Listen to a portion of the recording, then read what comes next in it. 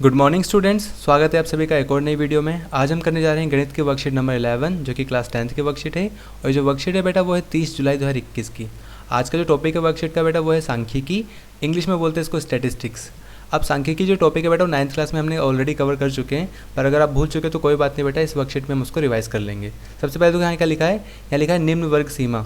अब निम्न वर्ग सीमा क्या होती है बेटा, पहले यहाँ देखो इस टाइप से जो नंबर लिखे जाते हैं ना, जैसे 40 से 45, इसको बोलते हैं हम वर्ग अंतराल। और वर्ग अंतराल की जो छोटा नंबर होता है, पहला वाला नंबर, वो होता है निम्न वर्ग सीमा। और जो बड़ा वाला नंबर होता है उसके आगे वाला, उसको बोलते हैं हम ऊपरी वर्ग सीमा या उच्च वर्ग सीमा। यहाँ लिखा भी है कि वर्ग अंतराल का न्यूनतम मान होता है निम्न वर्ग सीमा, और वर्ग अंतराल का जो अधिकतम मान होता है उसको बोलते हैं हम उच्च वर्ग सीमा या ऊपरी वर्ग सीमा। ठीक है।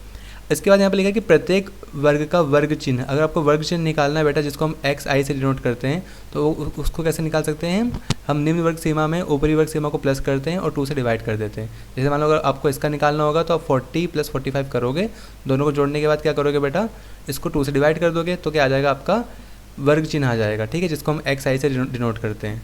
इसके अलावा अगर वर्ग की माप निकालनी होती है तो उसका फॉर्मूला क्या होता है बेटा, ऊपरी वर्ग सीमा में से माइनस कर देते हैं निम्न वर्ग सीमा को।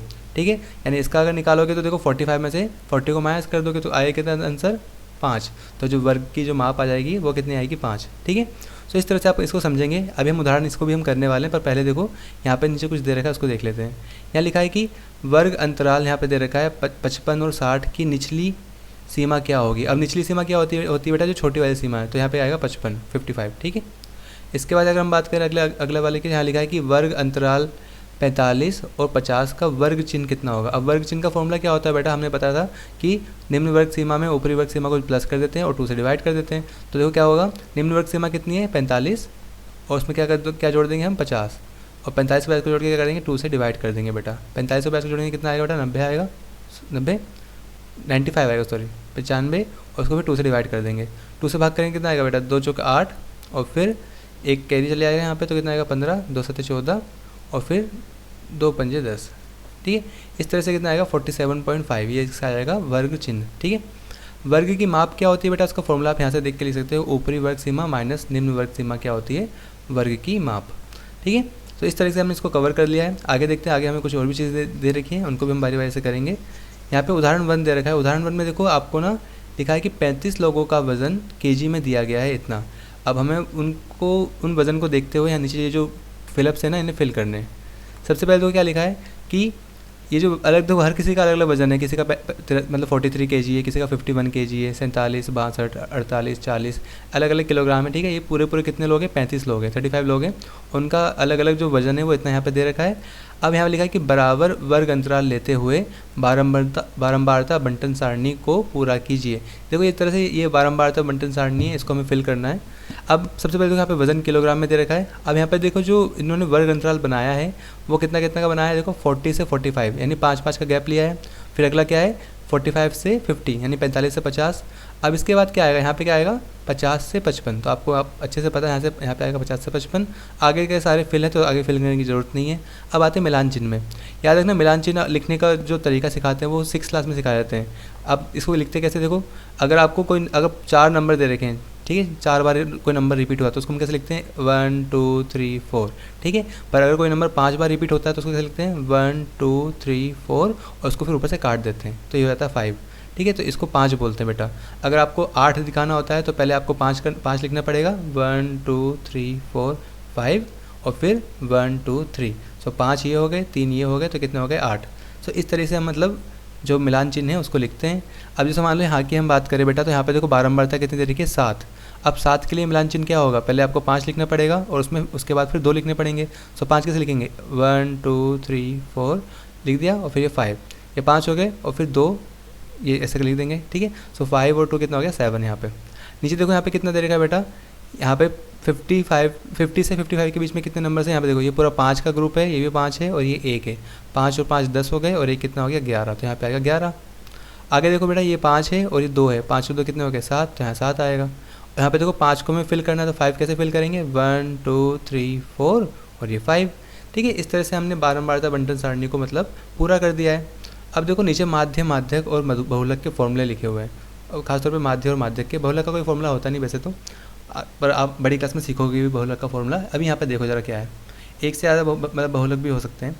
आगे हम बात करते हैं देखो माध्य की। तो माध्य होता क्या बेटा, देखो यहाँ लिखा है कि अवर्गीकृत बारंबारता के लिए क्या लिखा है यहाँ पे देखो, जब भी कोई बारंबारता अवर्गीकृत तो मतलब लाइन से सिर्फ आपको नंबर्स दे रखे हों, ठीक है, जैसे ऊपर नंबर्स थे ना सिर्फ कि वजनों की संख्या वजन दे रखे थे, तो जब भी आपको अवर्गीकृत बारंबारता दे रखी हो तो उसका अगर माध्य निकालना हो तो आप सभी आंकड़ों को प्लस कर देते हैं बेटा ऊपर, और जितने भी आंकड़े की संख्या दे रखी होती है उससे भाग कर देते हैं। जैसे मान लो कि आपके पास 5 सब्जेक्ट्स थे, ठीक है, और 5 सब्जेक्ट में आपके 10 में से मार्क्स आए, किसी में 8, किसी में 7, किसी में 4, किसी में 2, किसी में 6, ठीक है। सो 1 2 3 4 5 हो गए। तो आपको इसका अगर माध्य निकालना है, आपको इसका मीन निकालना है, तो क्या करोगे, आप सबको प्लस कर दोगे, 8 + 7 + 4 + 2 + 6, और कितने नंबर हैं ये 1 2 3 4 5 से क्या करोगे डिवाइड। तो काफ़ी सिंपल फॉर्मूला हो जाता है। अब जो अवर्गीकृत बारंबारता के लिए क्या करते हैं, हम सिर्फ सभी आंकड़ों को जोड़ देते हैं और आंकड़ों की संख्या से डिवाइड कर देते हैं तो आ जाता है। और जो वर्गीकृत होता है बेटा, जो मतलब सीरीज़ वाइज, जिसमें मतलब जैसे वर्ग अंतराल दिया होता है, तो उसके लिए हम क्या पहले वर्ग चिन्ह निकालते हैं और फिर वर्ग की बारंबारता हमें दे रखी होती है, FI हमें दे रखी होती है, हमें वर्ग चिन्ह निकालना होता है। जैसे हमने निकाला था ना दोनों को प्लस करके 2 से डिवाइड करके, तो वो निकालने के बाद तब जाके ये फॉर्मूला लगाने के बाद हमारा आंसर आता है, ठीक है। अब ये फॉर्मूला का यूज़ कैसे करना है, शायद से अगली जो वर्कशीट आने वाली है आपकी उसमें ये दिया हो, तो उसको हम नेक्स्ट वर्कशीट में ही कर लेंगे, ठीक है। हालांकि ये 9th क्लास की बुक में है भी ये टॉपिक। सो माध्य का फॉर्मूला जो मेन है वो ये वाला है, जो मतलब आप करते आ रहे हो। 9th क्लास में ये भी हमने सीखा था। अगर अगली वर्कशीट आई तो बेटा उसमें मैं अच्छे से समझा दूंगा इसको। आगे यहाँ पे दे रखा है माध्यक के बारे में। सो माध्यक का फॉर्मूला देखो बेटा, माध्यक निकालने के लिए हमें पहले आंकड़ों को आरोही या अवरोही क्रम में लिखते हैं। पहले याद रखना, आंकड़ों को आपको या तो असेंडिंग ऑर्डर में लिखना है, बढ़ते क्रम में, या घटते क्रम में लिखना है, तब जाके आप माध्य निकाल पाओगे। अब देखो माध्य के भी 2 फॉर्मूले हैं बेटा। यदि n क्या हो, विषम हो, यानी जो आंकड़े दे रखे हैं हमें उनकी संख्या क्या हो, विषम हो। जैसे मान लो आपके, मैंने बताया था कि आपके पास 5 सब्जेक्ट थे, 1 2 3 4 5, तो 5 सब्जेक्ट क्या है, ये विषम संख्या है, तो विषम के लिए अलग फॉर्मूला है बेटा, और अगर सम संख्या होगी तो उसके लिए अलग फॉर्मूला है। विषम के लिए क्या फॉर्मूला है बेटा, n+1/2 बे प्रेक्षण का मान। जैसे मान लो आपके पास ये जो इन्हीं का अगर आपको मतलब वो निकालना है, क्या बोलते हैं, माध्यक निकालना है, तो आप इन्हीं नंबर को पहले असेंडिंग ऑर्डर में लिखोगे। हमारा नंबर क्या था, 8 7 4 2 6 था ना, तो इसको बढ़ते क्रम में कैसे लिखेंगे, पहले आएगा 2, फिर आएगा 4, फिर आएगा 6, फिर आएगा 7, फिर आएगा 8, ठीक है। अब इसका अगर हमको माध्यक निकालना है बेटा, तो कितने टर्म, तो टोटल कितने पद हैं, 1 2 3 4 5 पद है, तो 5 + 1/2 करेंगे, और वो वाला जो प्रेक्षण आएगा मतलब 5 और ये कितना हो गया 6, 6/2 कितना आ गया 3। तो जो तीसरा पद होगा शुरू से, पहला दूसरा तीसरा, ये तीसरा, यही क्या है बेटा, यही हमारा मतलब माध्यक कहलाएगा, ठीक है। सो माध्यक निकालने का ये फॉर्मूला तब के लिए है, जब के लिए मतलब जब जो नंबर है, जो आंकड़े हैं वो सम हो, सम संख्या हो। अगर विषम होगी तो विषम के लिए देखो ये फॉर्मूला है। विषम अगर पद होंगे तो देखो n/2 टर्म होगा, और यहाँ पे आएगा n/2, ये प्लस अलग है बेटा, इसको ना n/2 + 1 टर्म बोल सकते हैं, या n/2 + 1 पद, और उसके प्रेक्षण का जो मान आएगा उसको 2 से डिवाइड भी करना है दोनों को जोड़ने के बाद, तो वो आ जाएगा तो आपका माध्यक, ठीक है। ये हमें क्वेश्चन करने वाले भी हैं, तो वहाँ पे और तो आपको अच्छे से क्लियर हो जाएगा। बहुलक की बात करें बेटा, तो बहुलक सबसे अधिक बार आने वाले प्रेक्षण का मान होता है। जैसे मान लो आपके नंबर से अगर ऐसे आए 3 4 6 8 3 7 3, इस टाइप के नंबर आए, तो आपको देखो 3 कितनी बार आया, ज़्यादा बार आया ना, यहाँ पे 3, यहाँ पे 8 था, सो ऐसे 3 3 3, आपको 3 बार 3 आया है, सबसे ज़्यादा बार 3 आया है, तो 3 क्या होगा आपका बहुलक होगा। सो बहुलक क्या होगा, जो ऐसा प्रेक्षण जो सबसे ज़्यादा बार आता है। तो इस तरह से माध्य माध्यक बहुलक के जो फॉर्मूला है बेटा यहाँ पे मैंने आपको बता दिए। आगे देखिए, आगे क्या दे रखा है, आगे हमें दे रखा है उदाहरण 2, ठीक है। उदाहरण 1 हमने ऊपर करा था। उदाहरण 2 में क्या लिखा है यहाँ पे कि 75 और 95 के बीच सभी विषम संख्याओं का माध्य व माध्यक ज्ञात कीजिए। अब देखो 75 और 95 के बीच के आपके जो नंबर से पहले आपको वो लिखने पड़ेंगे। तो देखो यहाँ पे, और सभी विषम नंबर लिखने, सम नहीं लिखने, विषम वाले नंबर लिखने हैं। तो देखो 75 क्या, तो 76 आता है 76, पर वो तो सम हो जाता है, तो सम को नहीं लिखना, हमें विषम को लिखना है। तो 76 क्या आएगा 77, 77, तो 77, फिर 79, 81, 83, 85, 87, 89, 91 और 93, ये सारे के सारे नंबर क्या है 75 और 95 के बीच में है। अब टोटल नंबर कितने हैं बेटा, देखो 1 2 3 4 5 6 7 8 9, टोटल नंबर्स कितने हैं 9 है, जितने यानी प्रेक्षणों की संख्या कितनी है 9 है। अगर इसका माध्य निकालना होगा बेटा, तो सबको प्लस कर देंगे हम, और 9 से क्या कर देंगे भाग, सबको हमने प्लस कर दिया और 9 से डिवाइड कर देंगे, तो क्या आ जाएगा हमारा माध्य। तो सबको जोड़ने पे कितना आया था 765 आया था, उसको 9 से भाग किया तो आया आंसर, हमारा आंसर आया 85, ठीक है। और माध्यक निकालने के लिए हमने क्या करा बेटा, क्योंकि ये देखो विषम संख्या थी, 9 पद थे ना, तो फॉर्मूला याद करो, विषम वाला पद क्या था कि n+1/2 टर्म वाला फॉर्मूला हमने लगा दिया यहाँ पे, देखो ये वाला। सो n के जगह पे हमने क्या रखा 9, सो 9+1 कितना हो गया 10, 10 को 2 से डिवाइड करा तो कितना आ गया 5। सो यहाँ पे जो पाँचवा प्रेक्षण का जो मान था, पाँचवा प्रेक्षण देखो कौन सा था, अगर हम असेंडिंग ऑर्डर में देखें तो पहला, दूसरा, तीसरा, चौथा, पाँचवा, पाँचवे पे कितना आया 85, तो 85 ही हमारे क्या है माध्यक है। तो इस तरीके से हमने उदाहरण 2 भी कर लिया। उदाहरण 3 में क्या है बेटा, यहाँ लिखा है कि निम्नलिखित आंकड़ों का बहुलक क्या है। अब बहुलक निकालना है तो बेटा याद रखना जो नंबर सबसे ज़्यादा बार आया है वही बहुलक है। यहाँ पे देखो 15, 14, 19, ठीक है, यहाँ पे 20, फिर 14, फिर 15, 16, 14, 15, 18, 14, 19, 15, 17, 15, तो इन नंबर देखिए कई बार है। तो इनमें देखो जो 15 है, जो 15 है वो कितनी बार आया, देखो 1, 2, 3, 4, 5, 15 सबसे ज़्यादा बार आया है। यहाँ लिखा है ना कि बहुलक सबसे अधिक बार आने वाला प्रेक्षण होता है, और 15 आया है, इसका जो बहुलक 15 है क्योंकि 15 5 बार आया है, जो कि बाकी सबसे अधिक है। बाकी सबके जो नंबर देखो, बाकी सब अगर नंबर रिपीट भी हुए हैं तो 5 बार तो कोई नंबर रिपीट हुआ ही नहीं है, ठीक है। तो इस तरह से मतलब जो माध्यक जो बहुलक आएगा वो 15 आ गया। अब यहाँ पे हमें स्वयं प्रयास करने के लिए कुछ क्वेश्चन दे रखे बेटा, 1, 2 और 3, 3 प्रश्न हैं, हम तीनों का हमें आंसर 1 बाय 1 फाइंड करेंगे। जो पहला प्रश्न है बेटा वो क्या है, यहाँ पे लिखा कि प्रथम 6 पूर्ण संख्याओं के वर्गों का माध्य ज्ञात कीजिए। आपको पता होना चाहिए पूर्ण संख्या क्या होती है बेटा, होल नंबर्स होते हैं जो 0 से स्टार्ट होते हैं, जैसे 0, 1, 2, 3, 4 और 5। क्योंकि उन्होंने सिर्फ 6 संख्या कही थी तो हम 6 संख्या कौन सी लेंगे, 0, 1, 2, 3, 4, 5। तो देखो 1, 2, 3, 4, 5, 6 संख्या होगी ना। इनके पहले वर्ग निकालने हैं, वर्ग मतलब इनका स्क्वायर कर देना है, इन्हीं संख्या को इन्हीं संख्या से मल्टीप्लाई करके क्या आ जाएगा, वर्ग आ जाएगा। और वर्ग निकाल के उनका माध्य निकालेंगे। तो देखो उसको किस तरीके से हम कर सकते हैं, ज़रा ध्यान से देखना। इसको आप इस तरीके से कर सकते हैं बेटा। यहाँ देखो लिखा है कि प्रथम 6 जो पूर्ण संख्या है हमारे वो कौन कौन सी है, 0, 1, 2, 3, 4, 5, ये पूर्ण संख्या है बेटा, क्योंकि पूर्ण संख्या 0 से स्टार्ट होती है। उसके बाद और 6 संख्या लिखनी तो हमने 6 संख्या लिख दी शुरू की। अब प्रथम 6 पूर्ण संख्याओं के वर्ग क्या होंगे, देखो 0 का अगर हम वर्ग करें, यानी 0 को 0 से मल्टीप्लाई करें तो कितना आएगा, 0 ही आएगा। 1 को 1 से मल्टीप्लाई करेंगे बेटा तो 1 से कितना आएगा, 1 आएगा।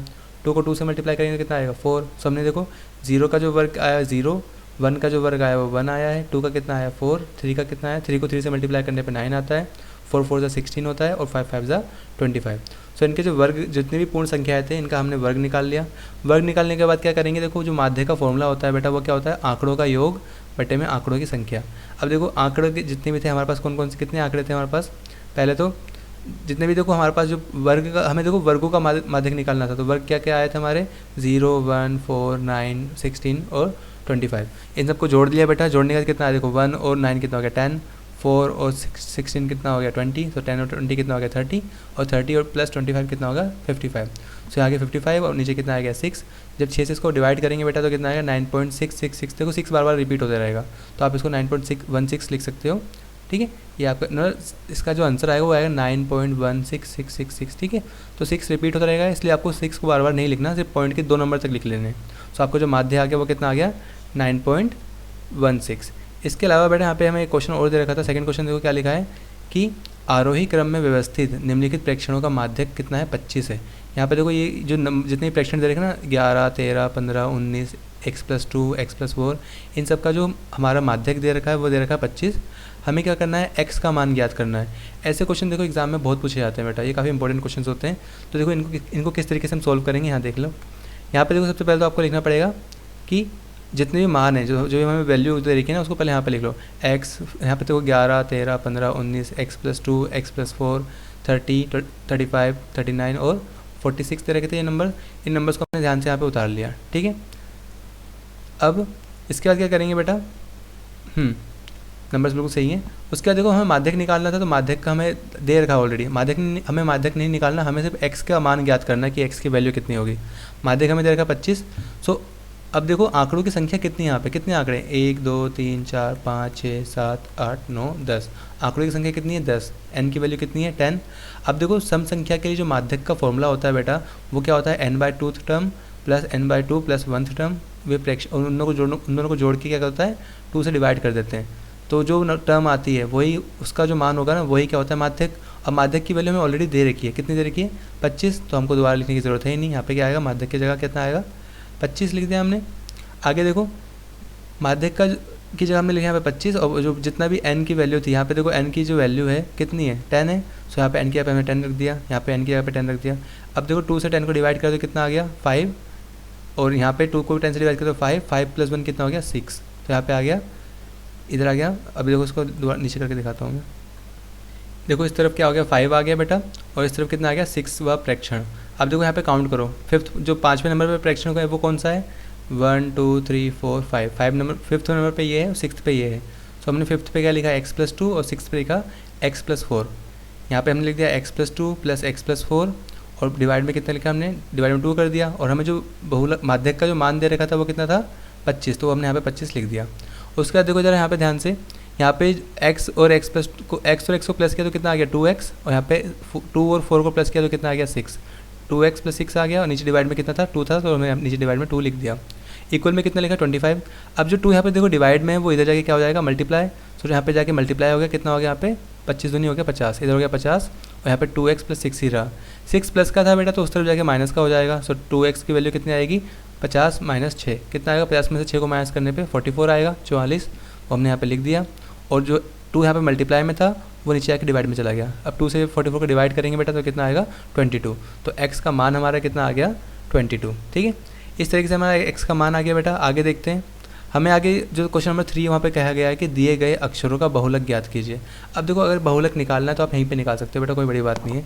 बहुलक वो नंबर होता है जो ज़्यादा बार आता हो। ठीक है, अब इसमें से आपको h यहाँ पे हैप्पी HAPPINESS हैप्पीनेस लिखा है, और यहाँ पे क्लास हैप्पीनेस क्लास लिखी है ना बेटा। सो आपको इसमें से जो ऐसा लेटर देखना है, ऐसा अल्फ़ाबेट देखना है जो ज़्यादा बार आया है, सबसे मैक्सिमम टाइम आया है। तो देखो h कितनी बार आया यहाँ पे, देखो 1 और 1 ही बार आया यहाँ पे h। a कितनी बार आया बेटा, 1 यहाँ पे 1 है, यहाँ पे 2 है, a 2 बार आया है। p कितनी बार में आया है बेटा, p 2 बार आया है। i कितनी बार आया है 1 बार। n कितनी बार आया है 1 बार। ठीक है, और जो s है बेटा अगर हम s पे ध्यान दें तो देखो यहाँ पे 2 बार s इधर है और 2 बार s इधर है। s कितनी बार आया है 4 बार आया है। तो जो बहुलक होगा वो क्या होगा बेटा, वो हमारा होगा s। ठीक है, यहाँ पे आप ये भी लिख देना कि बहुलक s है क्योंकि वो 4 बार आया है। ठीक है, इस तरह से आपकी जो मैथ्स की वर्कशीट है बेटा ये वाली, वो जो वर्कशीट वो है वो ख़त्म होती है, मतलब कंप्लीट होती है। अगर आपको वीडियो पसंद आई है तो वीडियो को लाइक करना बेटा, और अपने दोस्तों के साथ शेयर भी करना। सारी वर्कशीट की सोल्यूशन टाइम से पाने के लिए बेटा हमारे चैनल को सब्सक्राइब भी कर लेना। मिलते हैं अगली वीडियो में, तब तक के लिए बेटा stay safe and keep learning.